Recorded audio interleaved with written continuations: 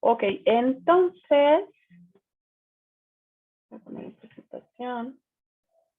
Esto es algo a lo que yo trabajo, ¿no? Bueno, algunos de los proyectos que hemos dirigido en estos últimos, no sé, 3, 4 años, y en los que hemos trabajado mucho con sus compañeros. Yo me dedico más bien a el tratamiento de contaminantes en agua, ¿no? Como saben ustedes, o bueno, si no saben, la contaminación del agua ha evolucionado bastante desde un tiempo acá, ¿no?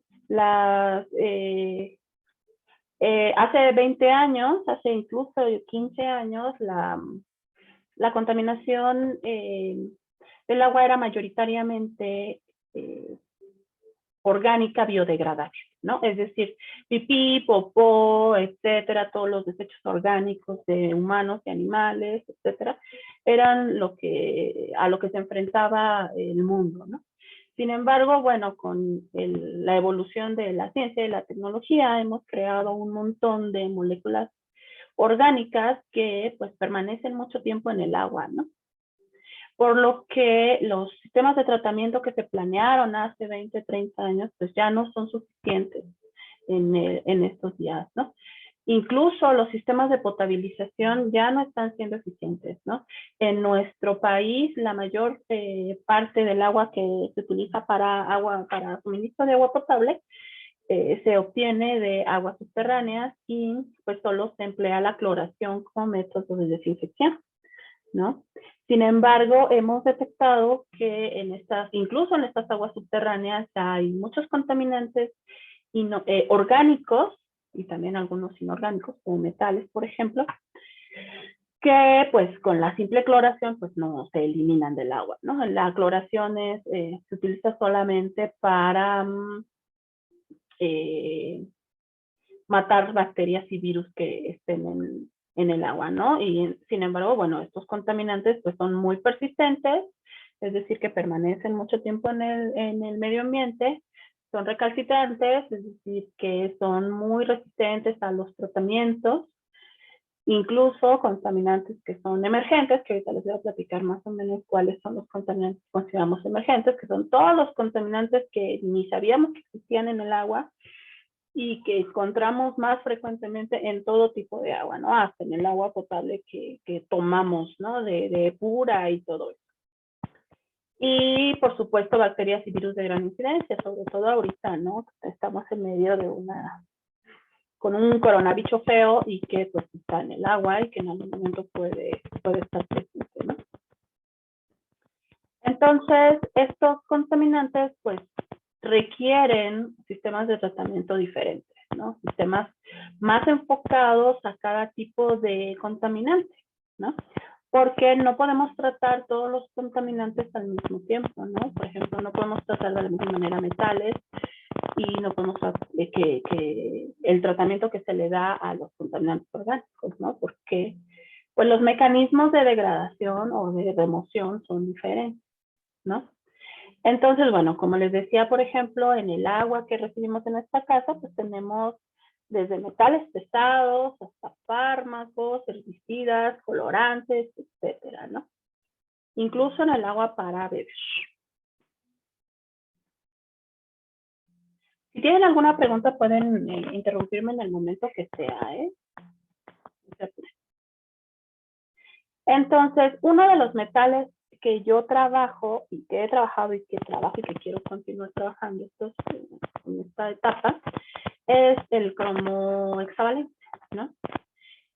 Como ustedes se imaginarán, los metales pesados son altamente tóxicos, no son biodegradables, es decir, permanecen cientos de años en el medio ambiente e incluso se bioacumulan, ¿no? En los seres vivos e incluso en nosotros.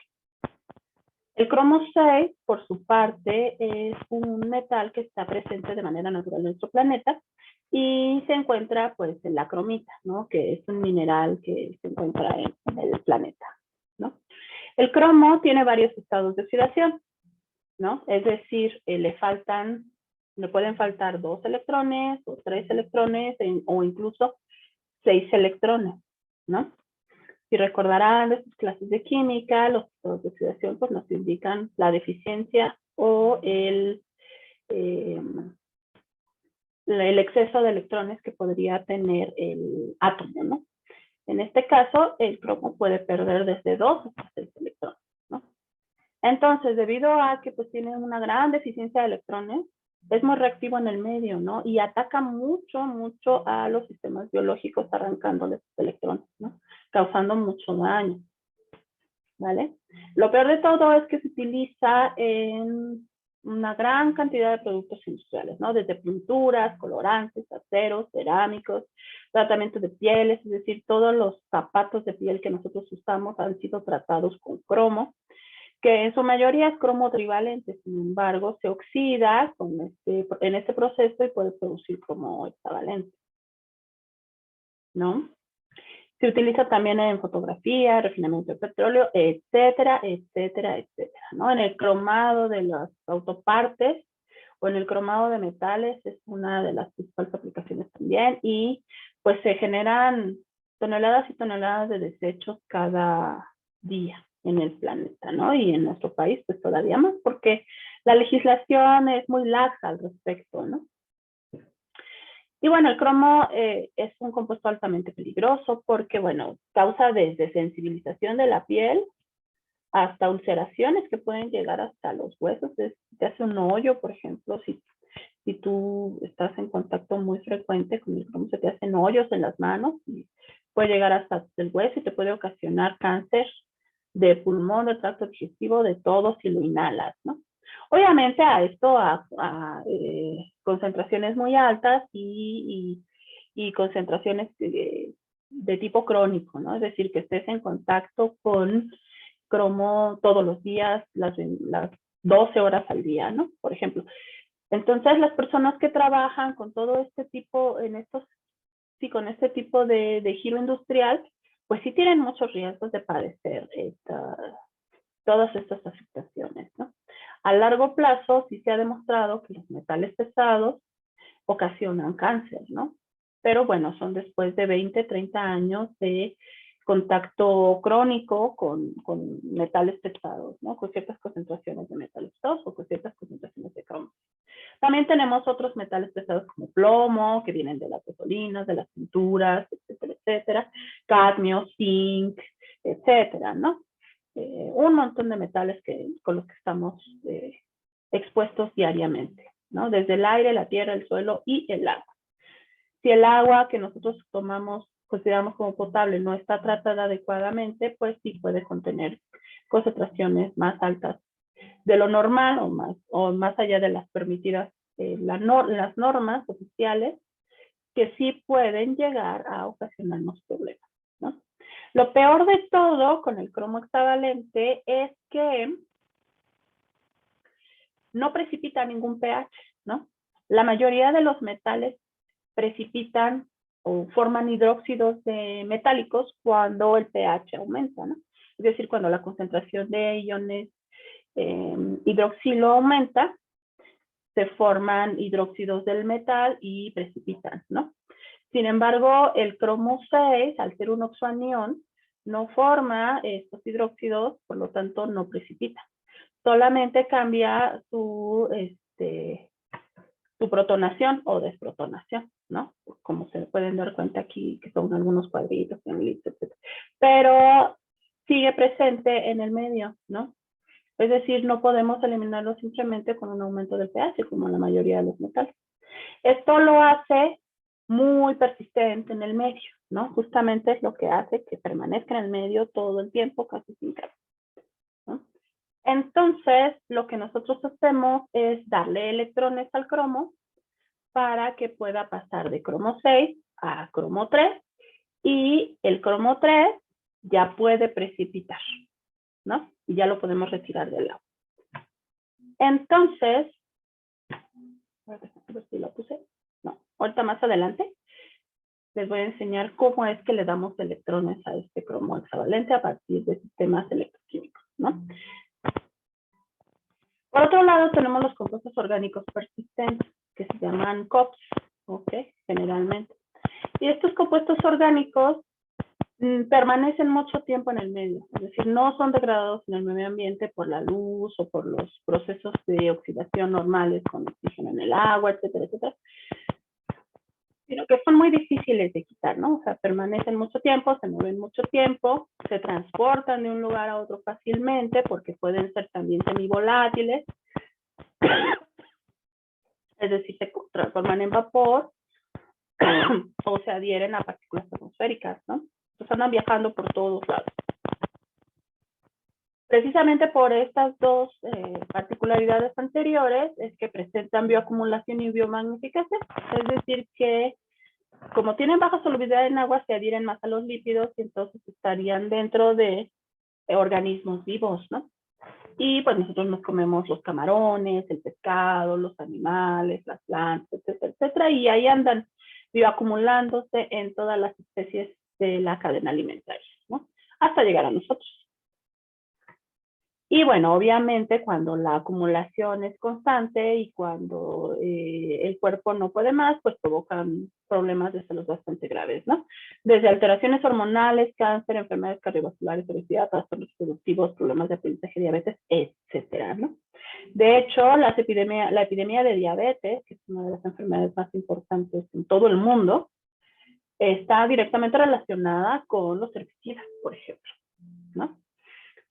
Entonces, sí son compuestos de los que hay que tener mucho cuidado y hay que enfocar mucho los tratamientos de degradación hacia ellos, ¿no?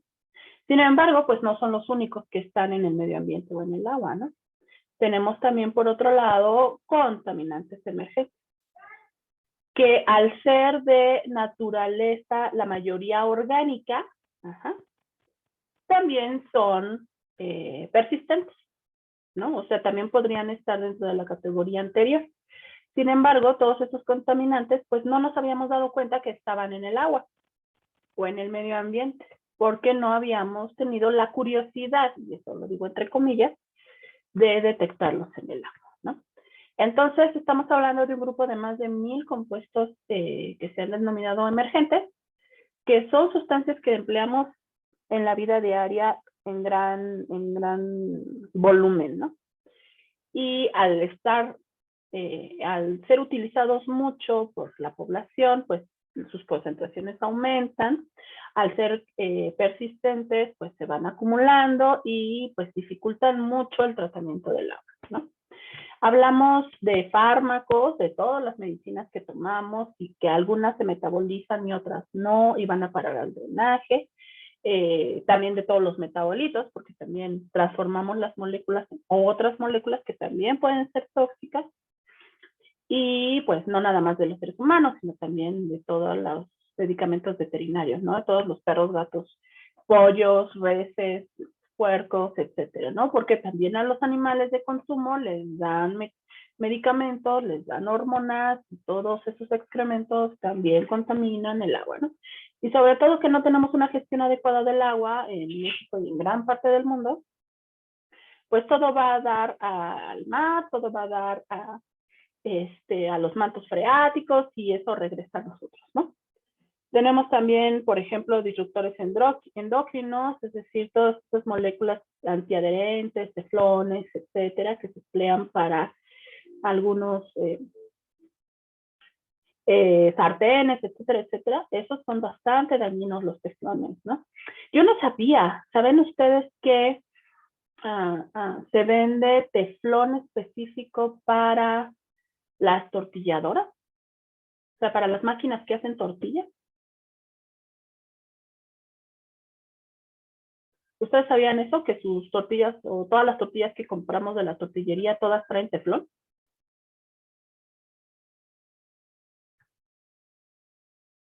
No. Yo tampoco. Hasta que un día en el Facebook me llegó un anuncio de teflones para máquinas tortilladoras. Yo dije, ¿teflones para máquinas tortilladoras? ¿Qué es esto? Y me puse a investigar y sí, venden un montón de moléculas orgánicas, unos más grasas, aceites medio raros para ponerle a las máquinas y que las tortillas no se peguen, ¿no? Entonces prácticamente diario estamos comiendo teflón, porque pues este es un aceite que se pone en las bandas y en las charolas, en las máquinas tortilladoras, y van pasando las tortillas y ya no se pegan, ¿no? Pero pues con el calor, el gas y todo eso, pues se va desprendiendo y todo no lo comemos. Pues no sé, ya no sé si quiero comer tortillas de máquina, ¿no? Ay, no sé, quiero irme a la punta del cerro, pero eso de hacer las tortillas, uno como que da mucho lata. Pero bueno, hasta eso, ¿no? Todos los aditivos alimentarios que consumimos, por ejemplo, todo el Nor Suiza, el rico pollo y todo eso, todos los colorantes, todos los saborizantes, todos los estabilizadores, todo lo que se le pone a los alimentos, ya casi ningún alimento es no procesado, entonces, bueno, ahí tenemos un montón, ¿no? Glutamato monosódico, que tapa todas las neuronas y nos hace todos tontos, etcétera, etcétera, ¿no? Productos de higiene personal y de limpieza en general, todos los shampoos, cremas, acondicionadores, maquillaje, gel, talco, bloqueador solar, etcétera, etcétera, etcétera. Todos esos productos tienen un montón de compuestos orgánicos y todo va a dar al agua, ¿no? Las drogas legales o ilegales, bueno, fármacos legales y drogas ilegales también van a dar al agua, ¿no? Incluso pues se pueden rastrear hasta los distribuidores de drogas en específico en las aguas residuales, ¿no? Entonces pueden saber qué distribuidor anda en qué ciudad, porque todas las drogas tienen una marca específica, ¿no? Tanto de pureza como de, pues, molécula, ¿no? Hidrocarburos, por supuesto, pues todos dependemos del petróleo, entonces, pues sí, todavía hay un montón de contaminación de hidrocarburos. Y por último, también nuevos plaguicidas, ¿no? El problema con los plaguicidas es que, pues aunque muchos están prohibidos porque ya se ha demostrado que producen un montón de daño a las personas y a los animales y a todas las especies del planeta, pues las empresas lo único que hacen es cambiar su formulación, ¿no?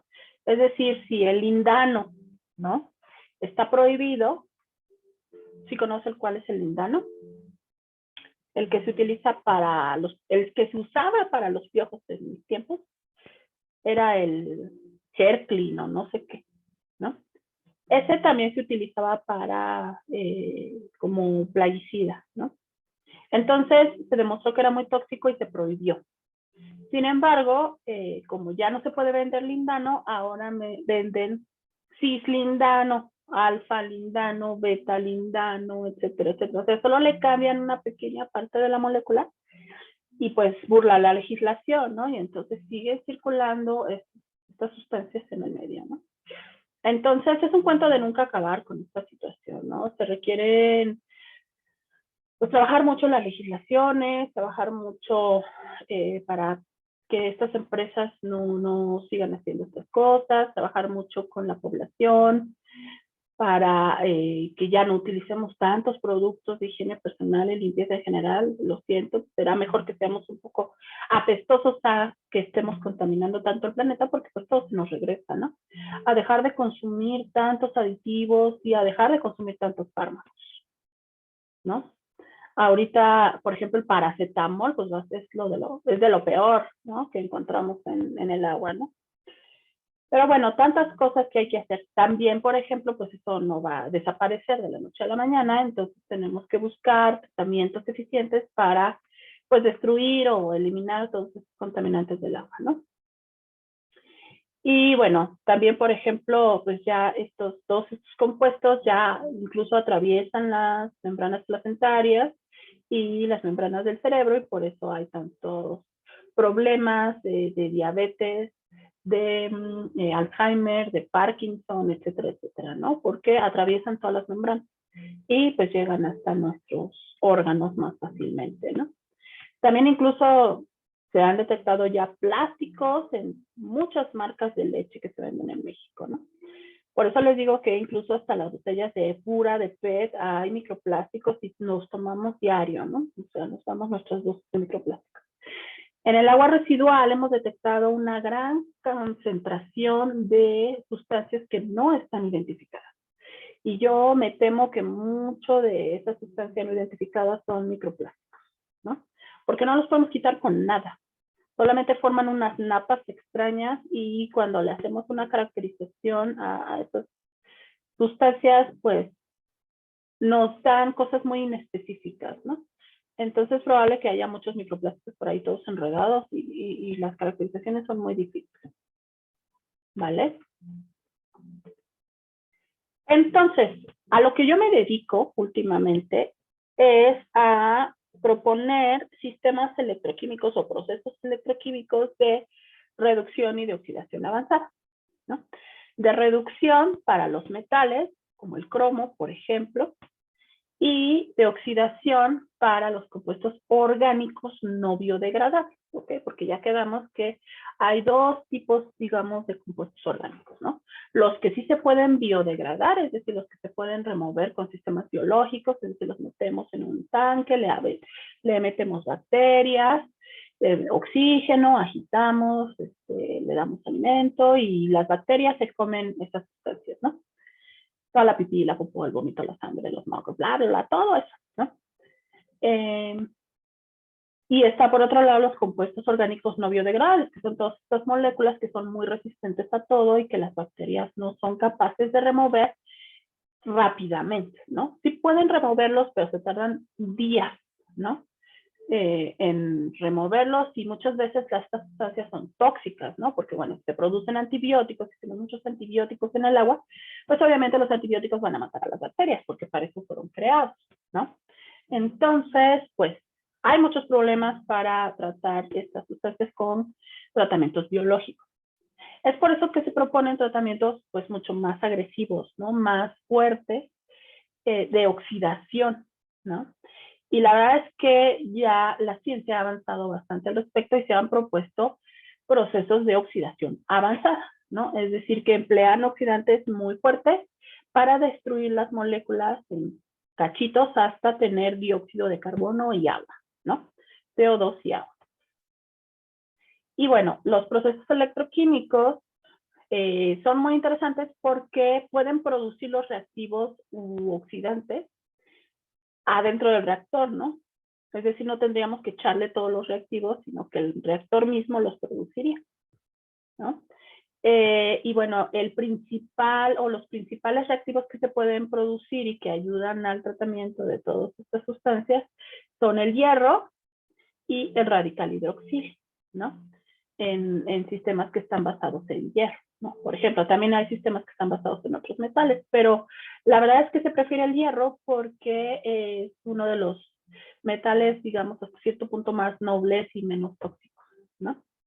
Y además de que se encuentra de manera súper abundante en nuestro planeta, entonces no tendríamos problemas de costo, por ejemplo, ¿no?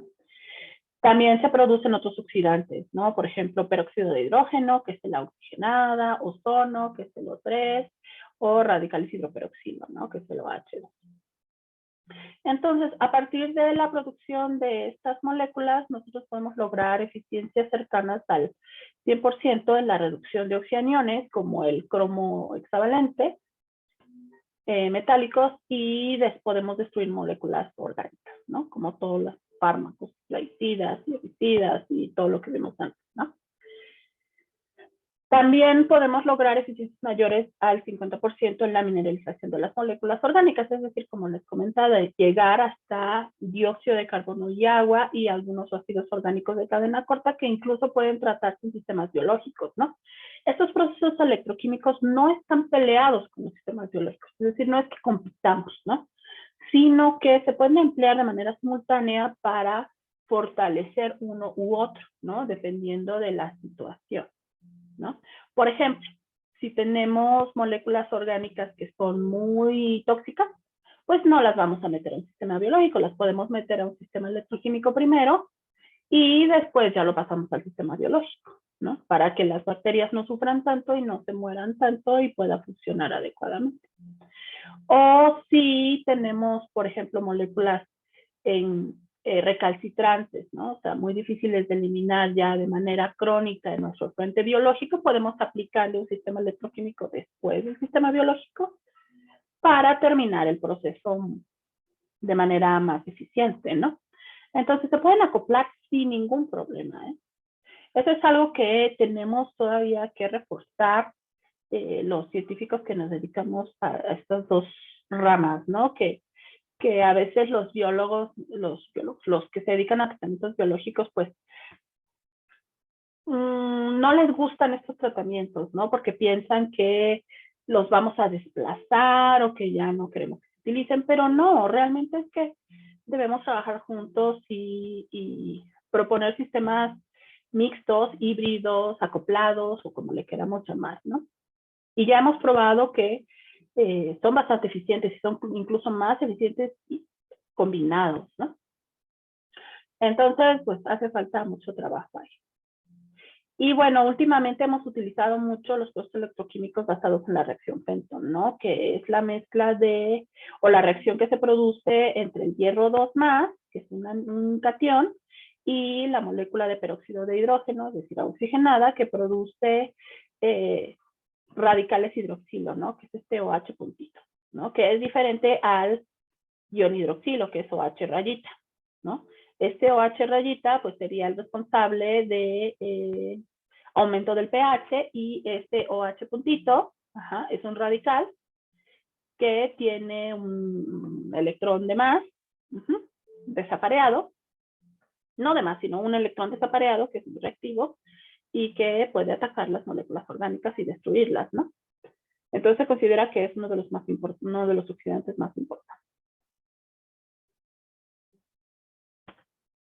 Ahora, nosotros para producir estos radicales usamos sistemas galvánicos, ¿no?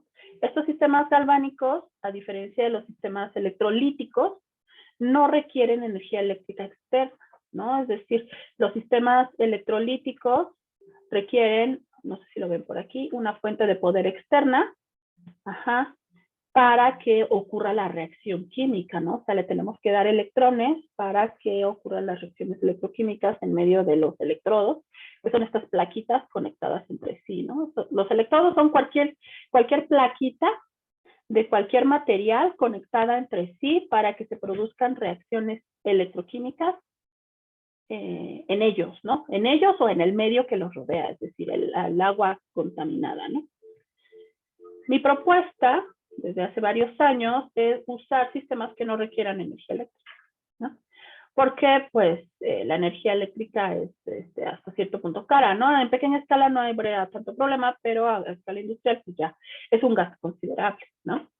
Estos sistemas igual generan iones de hierro in situ y podemos incluso utilizar electrodos baratos, ¿no? Podemos usar hierro, cobre, que también es un poco caro, pero se puede reutilizar.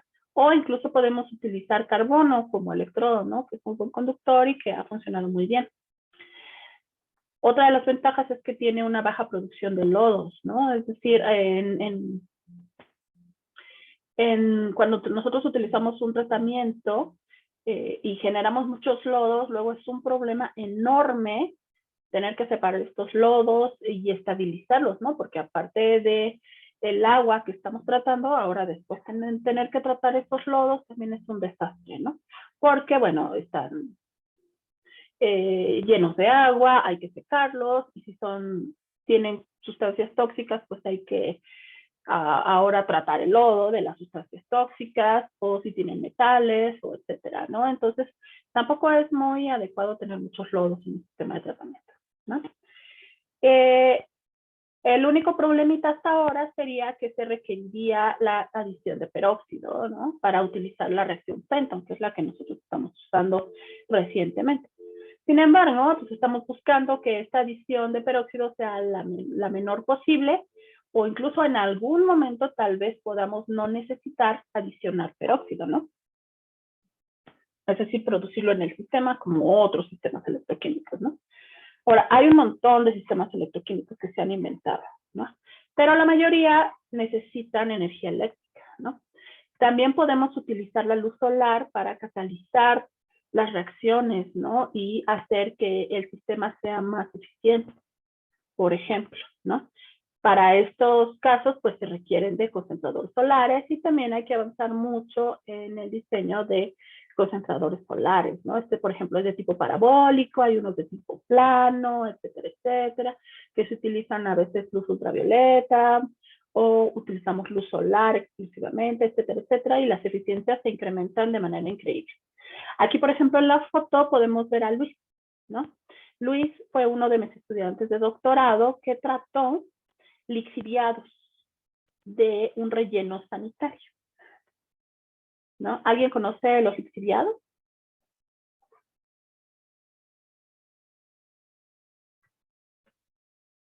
No sé si les he platicado de los lixiviados alguna vez, luego me emociono en clases. Sí, doctora. Sí, bueno, los lixiviados pues son todo ese caldo de la basura que se produce cuando la basura se descompone, ¿no? El problema que tenemos en México es que en los rellenos sanitarios se tira todo tipo de basura, ¿no?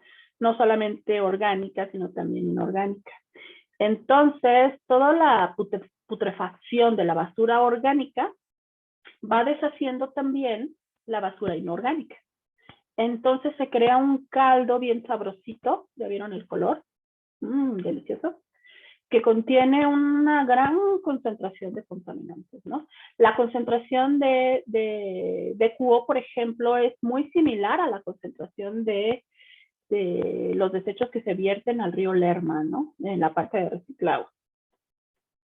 Entonces, sí es una contaminación súper fuerte, súper difícil de tratar y la hemos tratado al 100%, ¿no? Con los sistemas electroquímicos. Con ¿cómo se llama? Con este reactorcito solar que nos armamos aquí, ¿no? Entonces sí es un problema bien grave, por ejemplo, esto de los lixiviados. Sin embargo, también es un problema la caracterización, como les decía, cuando nosotros estuvimos tratando estos lixiviados, pues se producían unas natas súper grandes, ¿no? Y realmente es que no sabíamos qué eran esas natas. Y las caracterizamos y pudimos determinar algunos grupos funcionales, pero la verdad es que no le dimos mucho al clavo acerca de qué eran todas esas natas que se producían después del tratamiento, ¿no? Mucho me temo que eran microplásticos que se desestabilizaban y ya después se separaban de la solución, ¿no? Pero ahora el reto es caracterizar todos esos microplásticos para saber cómo tratarlos después, porque pues se producían natas que había que filtrar y aparte quedaba un montón de materia orgánica solubilizada aquí que había que oxidar. Entonces, bueno, fue un reto interesante porque además lo acoplamos a un sistema biológico, ¿no? O sea, el sistema electroquímico lo acoplamos a un sistema biológico y pudimos tratar de manera, les digo, casi al 100% de estos lixiviados, ¿no? El problema ahora es que estos lixiviados pues se producen por cientos y miles de litros al día, ¿no? En todos los rellenos, o más bien tiraderos a cielo abierto que existen en el país, ¿no? Y en toda Latinoamérica, por cierto. Entonces sigue siendo un problema bien grave, ¿no? Aunque podemos darle solución. El asunto es, pues sí, saber cómo, ¿no? Bueno, otro de los procesos galvánicos que yo utilizo son los procesos de reducción, ¿no? Por ejemplo, aquí tengo un ejemplo con cromo hexavalente. En estos procesos de reducción yo conecto un ánodo de hierro, es decir, una plaquita de hierro, con un cátodo de cobre, una plaquita de cobre, y lo sumerjo en un agua contaminada, ¿no? Una solución que contiene dicromato, ¿no? Puede ser dicromato de potasio, de sodio, etcétera, etcétera. En medio ácido, ¿no? Entonces, al momento de entrar en contacto, pues ocurre una oxidación del ánodo, ¿no? Es decir, el ánodo pierde electrones y esos electrones van a parar al cátodo, en donde pueden ocurrir varias reacciones, ¿no? La primera de ellas y la más sencilla que puede ocurrir es la generación de hidrógeno, ¿no? Porque los electrones, pues, buscan en donde pegarse, o donde reaccionar y pues tienen, por ejemplo, los protones, ¿no? O los iones hidrógeno que andan por ahí por el medio ácido y se produce gas hidrógeno, ¿no? Ahora, estos iones 2 más que se producen por la oxidación del ánodo, pues pueden reaccionar con el dicromato que había en la solución, ¿no? O con los iones de cromo hexavalente que había en la solución y pueden transferirse electrones del hierro a la molécula de dicromato, ¿no? Produciéndose o generándose iones de hierro 3 más y iones de cromo 3 más. Y como ya les había comentado, estos iones de cromo 3 más ya pueden precipitar y podemos separarlos de la solución, ¿no?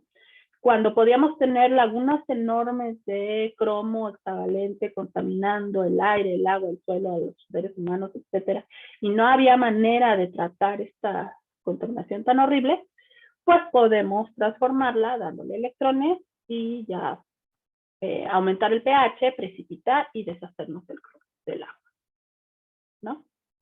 Esta foto que tenemos aquí atrás es de Cromatos de México, ¿no? Una empresa que en los años 80 se dedicó a producir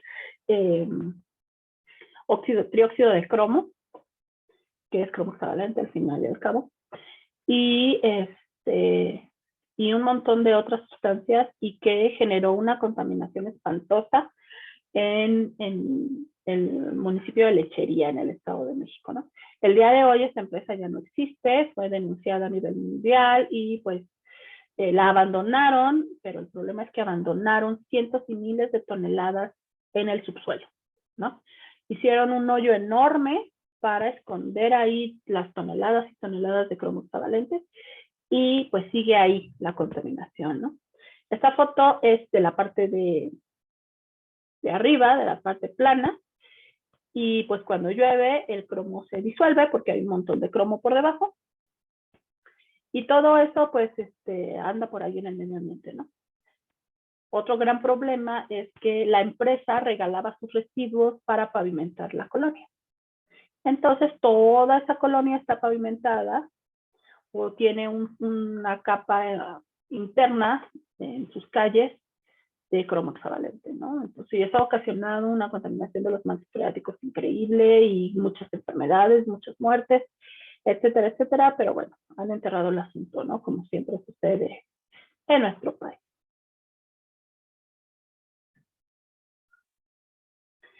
Entonces, hemos tratado estos residuos con estos sistemas de hierro-cobre, por ejemplo, y hemos logrado pues su completa reducción entre 20 y 30 minutos, ¿no? Empleando pues una cantidad muy pequeña de electrodos. Esto es en lote, ¿no? Si lo queremos hacer en continuo, es decir, que así como entra el contaminante, sale tratado, pues podemos tratar hasta 15, 17 litros de solución contaminada, fuertemente contaminada, de hecho, a 1000 miligramos por litro, súper más alta que la norma, la concentración, el límite máximo permisible de cromo hexavalente en el agua es de 0.05 miligramos por litro. Y nosotros somos capaces de tratar hasta 1000 miligramos por litro, ¿no? Con los sistemas hierro-cobre, por ejemplo, ¿no? Mi propuesta ahora es utilizar sistemas menos tóxicos, porque el cobre en algún momento sí es caro y además si se oxida también puede producir iones de cobre que son tóxicos también después de cierto nivel. Entonces, mi propuesta ahora es utilizar sistemas hierro-carbono, ¿no?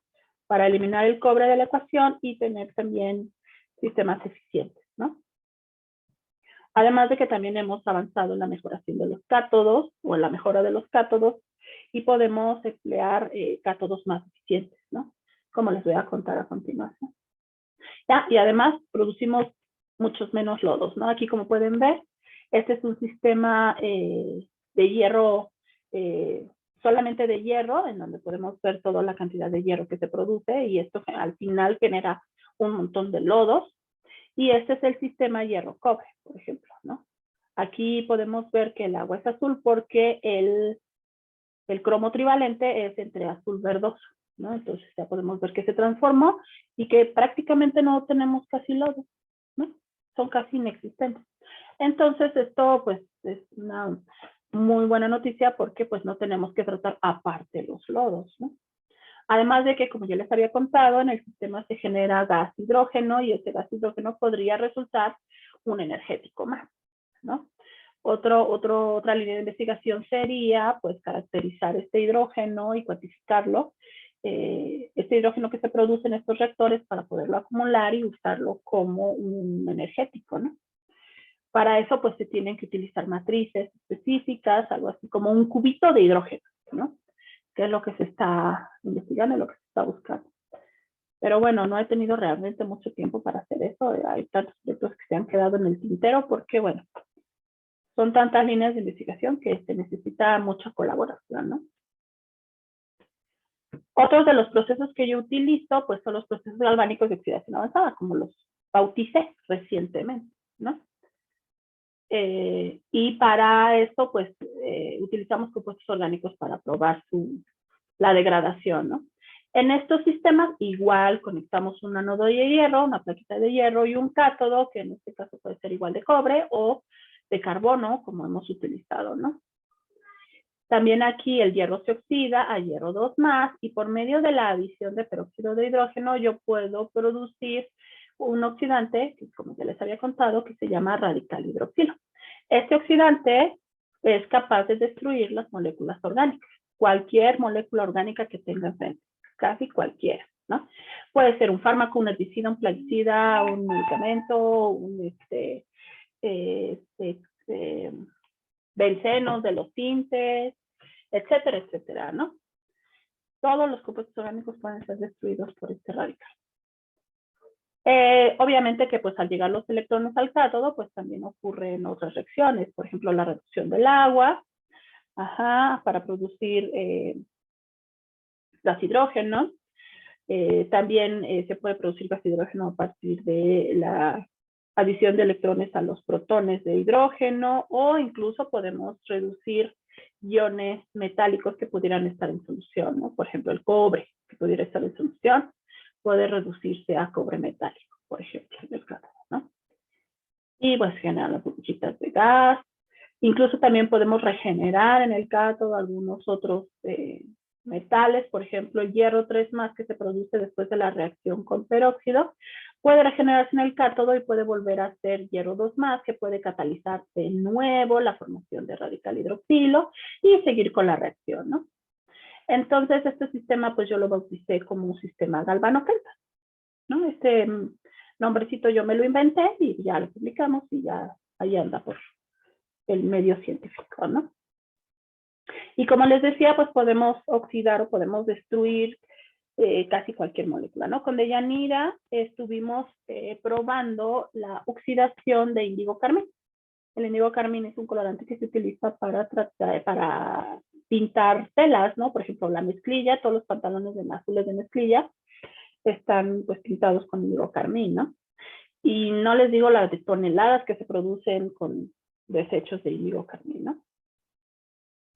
Entonces, el colorante pues es atacado por todos estos radicales hidroxilo que producimos en el sistema y empezamos a partir la molécula, ¿no? Creamos la molécula de índigo, la molécula de isatina, después de varios ataques sobre los grupos sulfonatos, sobre el doble enlace, sobre los carbonos, más bien sobre los carbonos que contienen el grupo sulfonato, perdón, hasta producir moléculas intermedias, por ejemplo, la isatina, que son más pequeñas, y seguimos atacando a los carbonos de esta molécula orgánica para partirlo en pedacitos y producir ácidos orgánicos de cadena corta, por ejemplo, el ácido oxámico o incluso el benceno, y seguimos atacando estos compuestos hasta destruirlos y tener CO2, agua y obviamente pues algunos otros compuestos, ¿no? Por ejemplo, ahorita tenemos amoníaco, ¿sabes qué faltó aquí de allí? Los iones sulfato. ¿Dónde quedaron los iones sulfato? Están del otro lado, doctora. Acuérdese que son dos mecanismos, entonces por la ruta 1 es donde salen los iones sulfato. Pero de todas formas, a pesar de que, a pesar de que aquí sea esta ruta de aquí, de todas maneras en algún lado debieron haber quedado los sulfatos. Creo que sale solo un ion sulfato, pero ya no lo pusimos Son por dos, simplicidad. mujeres, son dos. Ajá, sí, pero para la ruta 2 se queda uno, entonces solo sale un ion sulfato del índigo carmín en la ruta 2. Sí. Es que mira, aquí por ejemplo sí salieron los dos, pero acá ya no estuvo. Sí, se nos fue sacarlo, pero solo Sí. sale uno en la ruta 2 y se queda uno para que quede la molécula ácido 5 sulfónico. Ajá. Debería haber estado aquí, ¿no? Ahorita que lo checo. Sí, Antes de la isatina. Ok, hay que modificarlo, ¿no? sí, doctor. Anótalo por ahí porque sí hay que modificarlo. Vean, hasta ahorita me voy dando cuenta de esto. Qué bueno que no nos preguntaron nada en el examen sobre eso, ¿sí, no? Vale, entonces, bueno, pues puede ser esta molécula o puede ser el paracetamol, por ejemplo, que les decía mucho. Hemos trabajado ya con la degradación de paracetamol. Ajá. Hemos trabajado también con herbicidas como el esterón, por ejemplo, que se utiliza mucho para los cultivos de avena, de sorgo, de maíz, etcétera, etcétera. Todo eso, todos esos cultivos utilizan mucho este herbicida, ¿no? Y hemos degradado muy eficientemente estos compuestos, ¿no? Por ejemplo, y algo que hemos buscado más recientemente es la modificación de los cátodos, ¿no? Y para eso hemos jugado mucho con un nuevo material que ustedes ya deben de conocer, que es el grafeno, ¿no? El grafeno es pues una sabanita de iones, de átomos de carbono unidos entre sí, que tienen unas propiedades muy interesantes, ¿no? Tienen, por ejemplo, una alta conductividad térmica, eléctrica, gran dureza, menor densidad, alta flexibilidad, pueden ser casi transparentes porque pues es una tela de bidimensional nada más, tiene excelentes propiedades ópticas, eléctricas, conductivas, etcétera, ¿no? Entonces, es el material de moda, la verdad, y pues hemos trabajado modificando nuestros cátodos con grafeno, ¿no? Entonces, primero fue el reto de producir grafeno en el laboratorio, ¿no? Es un proceso, sí, complicado, sí, peligroso, pero muy interesante, ¿no? Y lo utilizamos pues para modificar nuestros cátodos. Nosotros modificamos residuos grafíticos que se obtuvieron en una empresa de escobillas, ¿no? De carbones para aparatos eléctricos, ¿no? Todos sus residuos que son realmente casi grafito, nosotros los modificamos con grafeno y pudimos oxidar el índigo carmín, ¿no? Este fue el trabajo de Deyanira, por ejemplo, ¿no? Aquí, por ejemplo, tengo un video, los voy a poner para que vean cómo fuimos degradando 100 miligramos por litro de índigo carmín en menos de un minuto. Fíjense bien cómo va cambiando el color. Y solamente fue una plaquita de hierro, no sé si la pueden ver aquí en medio, peróxido de hidrógeno, que estaba en esta bureta, estaba oxigenada, y agitación, ¿no? Con los residuos grafíticos ahí, 1 gramo de residuos grafíticos modificados con grafeno, ¿no? Y si se dan cuenta, pues ya está casi transparente, ¿no? En menos de un minuto, ¿no? Entonces, pues el tratamiento es bastante eficiente, ¿no? Como pueden ver aquí, podemos tratar desde 100 hasta 500,000 miligramos por litro de índigo carmín en tiempos de 15 a 20 minutos de tratamiento, ¿no? Podemos dejarlo incluso hasta 20 minutos de tratamiento. Y pudimos incluso minimizar la cantidad de peróxido de hidrógeno que agregamos al sistema al utilizar los residuos grafíticos modificados, ¿no? En así se ve, ya está casi transparente. Entonces, pues hemos utilizado un sistema barato, eficiente y con cada vez menos cantidad de reactivos, ¿no? Es decir, el peróxido de hidrógeno o la simple agua oxigenada que tenemos en el botiquín, ¿no?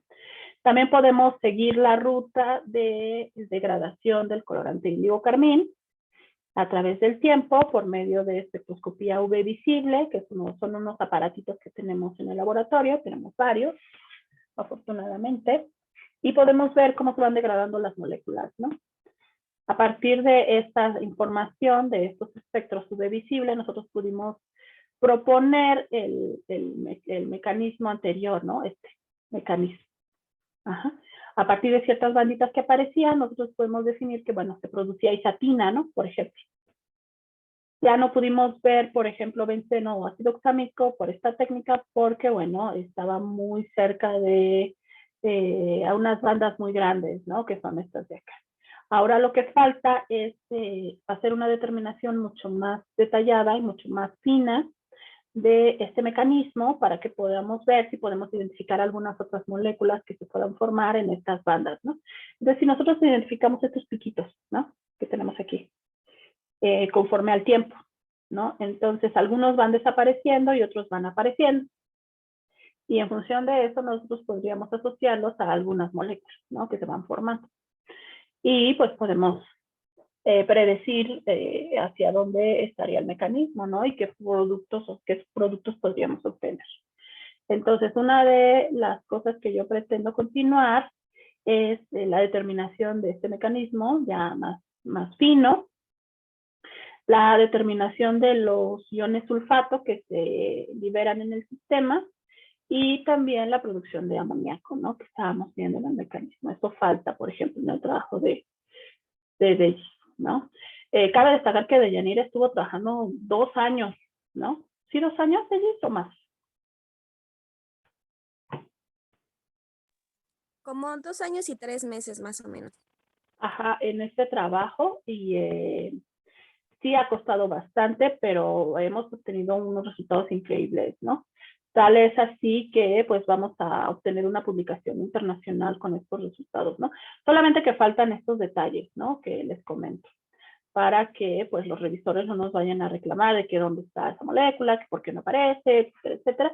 Entonces hay que ahondar un poquito en este fin de año acerca de esta situación para que podamos pues defender más el trabajo, ¿no? Pero la verdad es que, bueno, aquí solo les presento una gráfica, pero la verdad es que si pueden darse vuelta por la presentación de Deyanira, ¿cuántas cinéticas hicimos? ¿Unas 100 cinéticas?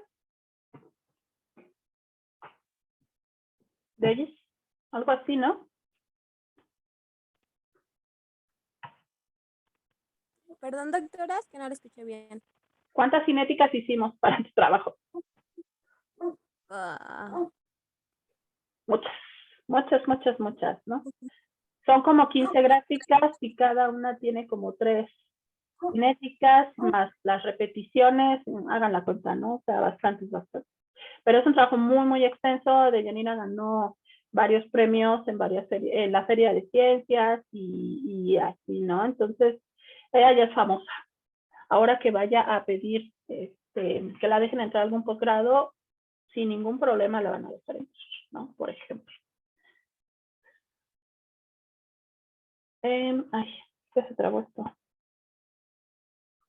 Y algo que hemos hecho también últimamente es la simulación de estos reactores en lechos fluidizados y también lo vamos a hacer en sistemas en batch, ¿no? Es decir, el vasito o el reactor en semicontinuo, la verdad es que es un semicontinuo, ¿no? Y lo hemos hecho a partir de un programa, ¿no?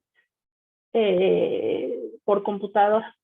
Entonces, pues simulamos ahorita, por ejemplo, reactores de lecho fluidizado, ¿no? Como tenemos partículas que utilizamos como cátodo, lo que hemos hecho es buscar la mejor manera de que estas partículas se fluidicen, es decir, que se genere un lecho que permanezca suspendido en el agua, pero que no se salga del sistema, ¿no?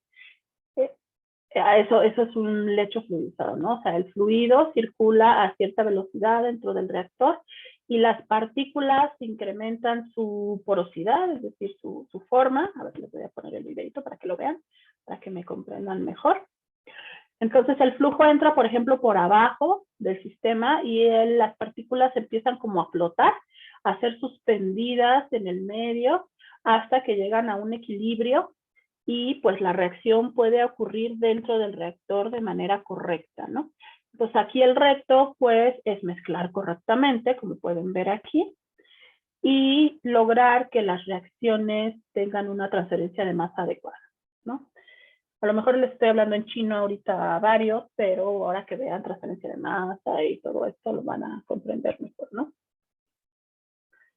Y que tengan clase con el doctor Ramiro, que es el que da clases de hidráulica y que les enseña a usar este programita, van a ver que está súper padre, ¿no?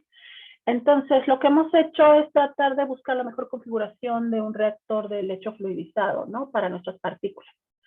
Pudiera parecer simple, pero no lo es, ¿no? Las simulaciones, pues, primero tienen que hacerse la geometría del reactor, tiene que jugarse con diferentes geometrías, diferentes longitudes del lecho, diferentes longitudes del reactor, con las características del cátodo, de las partículas que estamos utilizando, etcétera, etcétera. Entonces, sí es un trabajo interesante, ¿no? Sí es pesado y bueno, hemos propuesto varias configuraciones. Aquí les presento solo 2. Por ejemplo, hemos pensado en reactores chaparritos, un poco anchos, por ejemplo, en donde pues las partículas estarían dentro del sistema y podrían fluidizarse, ¿no? De cierta medida. El problema con estos reactores de lecho fluidizado que son gorditos hasta cierto punto es que las partículas como que no fluidizan muy bien y se tapa el sistema y entonces la velocidad se incrementa bastante y hasta cierto punto se empieza a vomitar, ¿no? Empiezan a vomitar las partículas. Por lo tanto, pues tratamos de usar reactores un poco más flaquitos, ¿no? Más angostitos, más inclinados, en donde podemos ver que pues el lecho fluidizado se comporta mucho mejor, hay una mejor distribución del lecho en el sistema, hay un mejor perfil de velocidades dentro del reactor y podemos ver que no hay una salida de material del sistema, ¿no? O sea, es decir, todavía tenemos suficiente margen de maniobra para poder incluso hasta cortar aquí un poco el reactor, ¿no? Lo hicimos un poco largo para que, bueno, ver hasta qué punto podíamos fluidizar este lecho con una modificación pequeña de el cono de entrada, por ejemplo, ¿no? Aquí lo que faltaría sería introducir el ánodo, porque en este momento solamente tenemos el cátodo en el sistema. Faltaría introducir el ánodo de hierro en el sistema, que serían placas o serpentines o no sé, no estamos pensando la mejor distribución geométrica de los ánodos para que no obstaculicen mucho los perfiles de velocidad y turbulencia dentro del reactor, ¿no? Entonces, esa es nuestra línea a continuación, ¿no? En la parte de hidrodinámica. Introducir el cátodo, simular con este último escenario que tenemos aquí, con estos reactores más delgaditos, y ya después hacer la validación de estos perfiles de velocidad y ya imprimirlo, ya imprimir el reactor en físico y correrlo, ¿no? Ahora después el reto va a ser la instrumentación y el control, porque vamos a tener que validar y vamos a tener que ya medir la oxidación dentro del sistema, ya optimizado hidrodinámicamente, y poder entonces ya operarlo, ¿no? Para eso ojalá podamos contar con la colaboración de estos compañeros de mecatrónica y de telecomunicaciones, porque ellos son expertos en transmisión de datos, en medición y transmisión de datos, ¿no? Entonces ahí queremos crear un equipo multidisciplinario para poder crear el prototipo, solicitar la patente y ya venderlo a todas las industrias que nos han solicitado que les vendamos nuestro sistema, ¿no? Porque hemos recibido muchísimas llamadas de muchas empresas que han visto nuestros resultados y que están emocionados y que quieren comprarnos la tecnología, pero pues todavía no la podemos vender, ¿no? Por todas estas situaciones. ¿Vale? Y pues no sé, de mi parte sería todo, chicos, chicas. ¿Cómo lo ven? ¿Somos loquitos?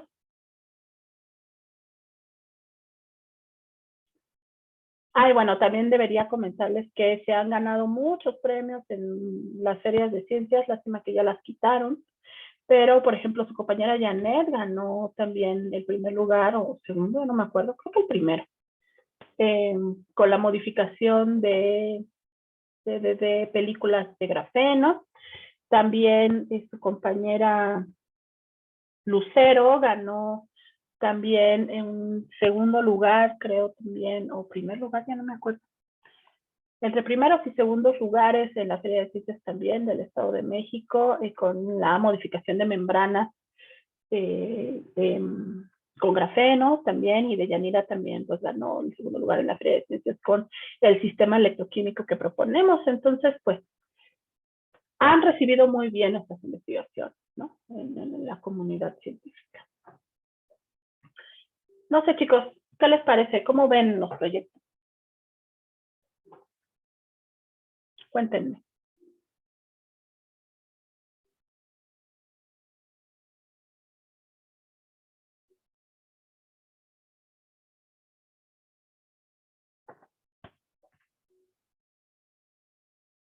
¿Muy demente? Muy interesante, demasiado. Sí, no, la verdad es que pues realmente buscamos que sean de impacto, buscamos que realmente tengan pues resuelvan una problemática. La verdad es que sí hay grandes retos a nivel ambiental en nuestra sociedad y bueno, buscamos que se puedan aplicar realmente, ¿no? Aunque sí todavía faltan varios años de desarrollo para que estos prototipos puedan venderse, pues sí estamos avanzando de manera interesante, ¿no? Sobre todo ahorita en esta época de pandemia, que no pudimos entrar al laboratorio, pues nos enfocamos más en el análisis hidrodinámico, ¿no? Que para avanzar por otra ruta al momento de terminar con la parte química y terminar al mismo tiempo con la parte hidrodinámica para poder ya imprimir, ¿no? Y poder probar esto en la realidad. Ahora, después de esto, pues nosotros trabajamos con agua sintética, ¿no? Lo que falta ahora es trabajar con agua real, ¿no? Las aguas reales tienen una gran cantidad de otros contaminantes, ¿no? Tenemos una gran cantidad de amonio, de amoníaco, de sulfatos, de cloruros, de fosfatos, etcétera, etcétera, ¿no? Entonces, falta también introducirle todos estos aniones y cationes para poder, pues, tener un sistema más robusto, ¿no? Falta avanzar con la hidrodinámica, falta avanzar con la modificación del cátodo, bueno, etcétera, ¿no? Falta también introducir o pensar en los mecanismos de instrumentación y control, es decir, ir pensando cómo se podría instrumentar y controlar el flujo, la temperatura, la concentración, los muestreos, etcétera, etcétera, al mismo tiempo que avanzamos en la hidrodinámica, ¿no? O sea, son trabajos paralelos, digámoslo así, para lograr un prototipo y que puedan impactar en la sociedad, ¿no? El gran problema ahorita creo que debe abordarse por industria, justamente es lo que me preguntaba la directora de CAEM, que en nuestra perspectiva, ¿cuál era la mejor estrategia para descontaminar el río Lerma, ¿no? Y la verdad es que si nosotros quisiéramos descontaminar el río Lerma a gran escala, es decir, todo el efluente que resulta ya después de todas las descargas, pues es una labor casi imposible, ¿no? Es posible, pero con una inversión súper enorme, ¿no? Sí se puede, pero es más sencillo, mucho más sencillo si cada empresa, en vez de tirar sus residuos al río Lerma, las tratara antes de la descarga, ¿no? Es decir, no descargará aguas residuales, sino descargar agua tratada. Y estos sistemas podrían ayudar muchísimo porque Reciclagua ya casi no recibe agua biodegradable, ¿no? Reciclagua, los sistemas de tratamiento de Reciclagua están enfocados más bien a contaminantes biodegradables, ¿no? Tiene sistemas biológicos grandes, etcétera, etcétera. Pero el agua que recibe, el agua contaminada que recibe, ya no es biodegradable o es muy poco biodegradable. Entonces, hagan de cuenta que entra a sus sistemas biológicos, mata a todas sus bacterias y sale peor de contaminado que de lo que llegó. Por eso es que el río Lerma está tan contaminado, ¿no? Porque Reciclagua solo está dibujada ahí, pues. Sí funcionaba hace 20 años tal vez, pero ahora ya no sirve de nada. Incluso solo está gastando dinero al querer tratar residuos o aguas contaminadas que no son tratables con sus sistemas, ¿no? Eso no quiere decir que ya abandonemos Reciclagua y que la cerremos y todo eso. No, no, no, no, no. O sea, podemos acoplar nuevos sistemas de tratamiento a los sistemas biológicos que tienen y potenciar Reciclagua, ¿no?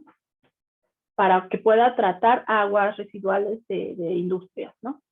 Pero si las industrias tienen sistemas de tratamiento propios y son conscientes de ello y son responsables y tratan sus residuos y aparte son obligados por la legislación, que también esto hay que ser claros, la legislación es muy laxa y ni siquiera estaba legislada la concentración de DQO en el agua, ¿no? De descarga.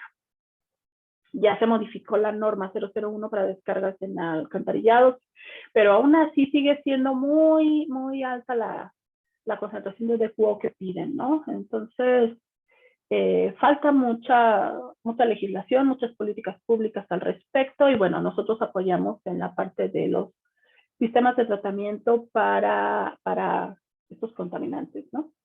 Eso es lo que yo le planteaba a la directora. O sea, tratarlo en pequeño para que no sea un problema grande, ¿no? ¿Cómo ven? Ahora, estos son mis proyectos, ¿no? Esto es a lo que yo me dedico. Trabajo con el doctor Yuri en la parte de grafeno. Ya, como les comentaba, él se dedica más a los materiales, al diseño de nuevos materiales o a la caracterización de materiales. Trabajo con el doctor Ramiro, que es de hidráulica, para simular todo esto. También yo creo que se lo vamos a proponer al doctor Gabriel para que podamos tener un equipo más eficiente. Él también ha hecho algunas simulaciones hidrodinámicas de algunos reactores, entonces voy a proponerle esta idea. Y también trabajo con la doctora Ann, porque ella es la que hace el trazado de los contaminantes en el medio, entonces ella tiene la información necesaria para decir qué herbicidas, qué plaguicidas, qué metales están en qué lugar, etcétera, etcétera. Entonces creo que hemos hecho pues un buen equipo, ¿no? Por ejemplo, me gustaría mucho trabajar con el doctor Ernesto, porque pues yo sé que él se dedica a hacer modelos matemáticos súper interesantes.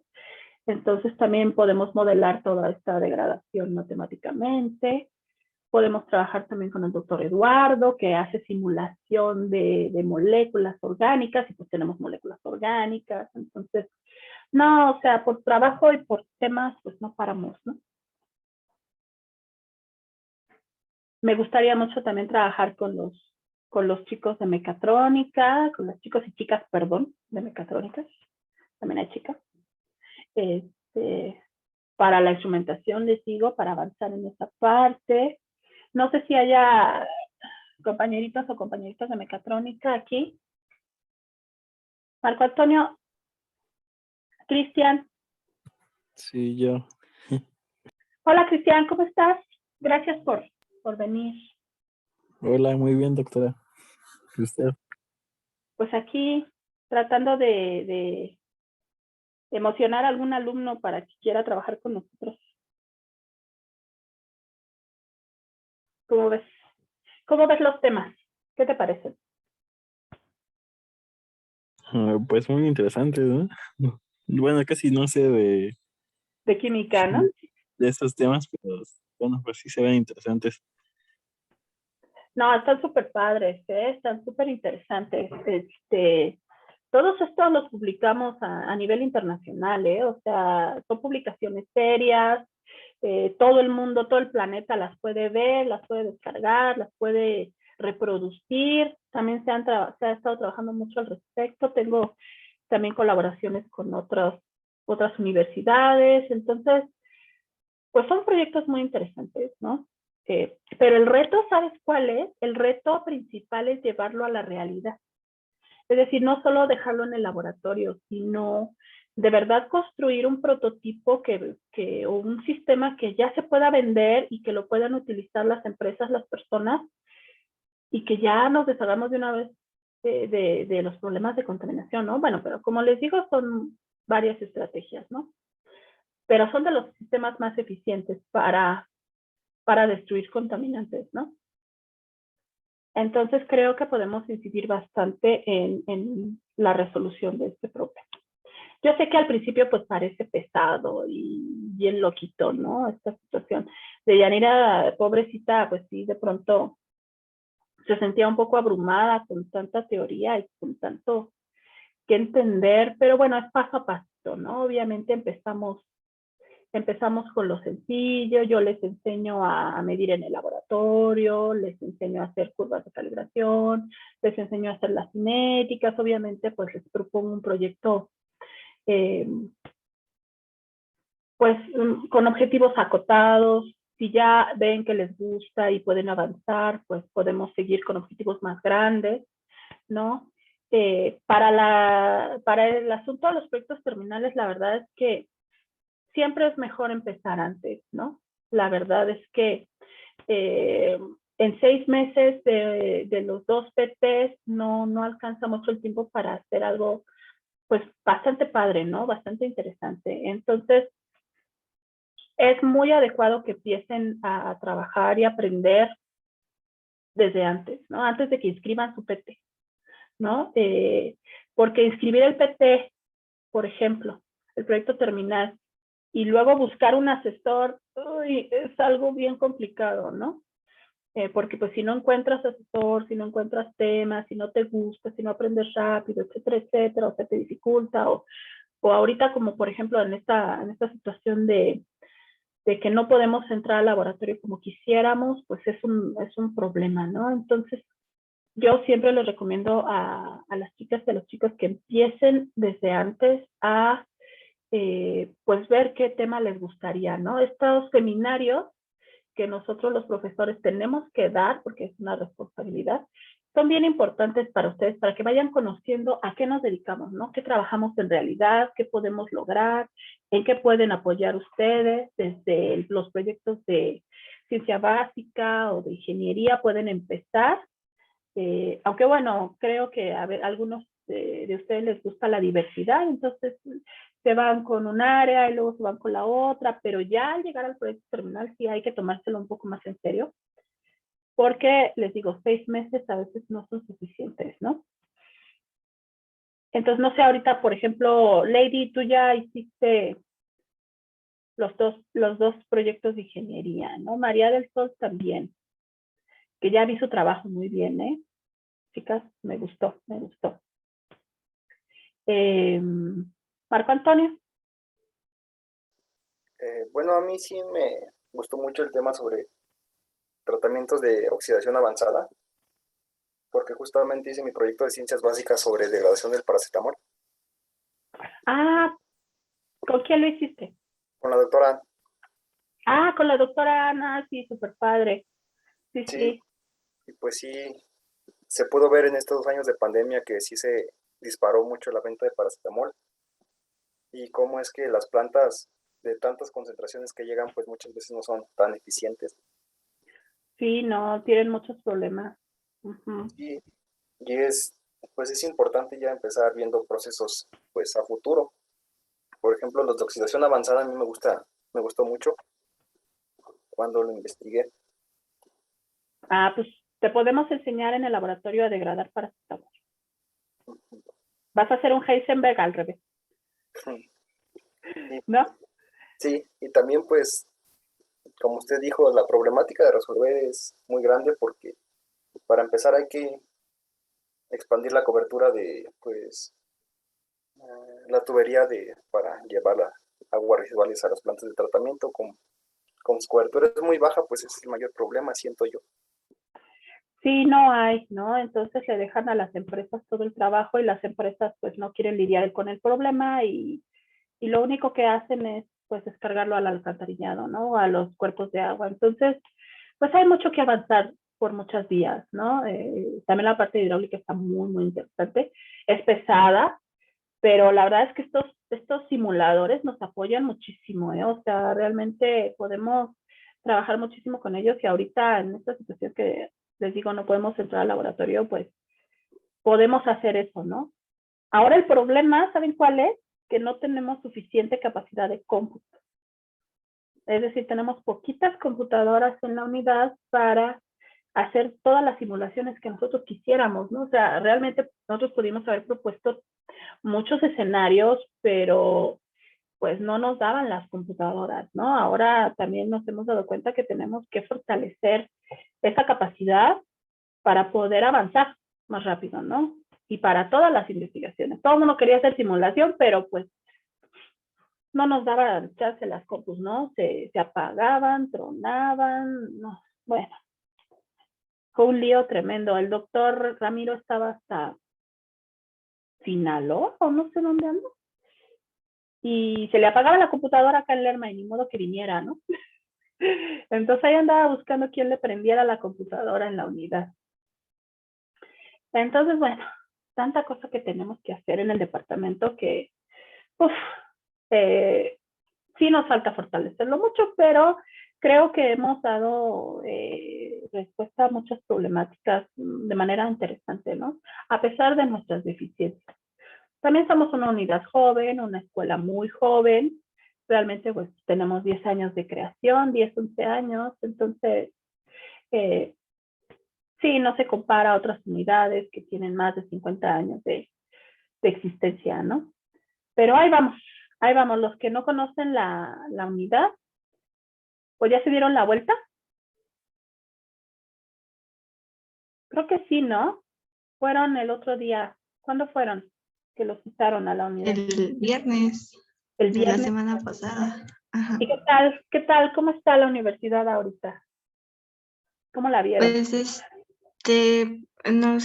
nos hicieron el recorrido, pero nos mostraron unas instalaciones nuevas de laboratorios y bueno, están todavía como que en construcción para terminar, pero se veían que iban a quedar bien.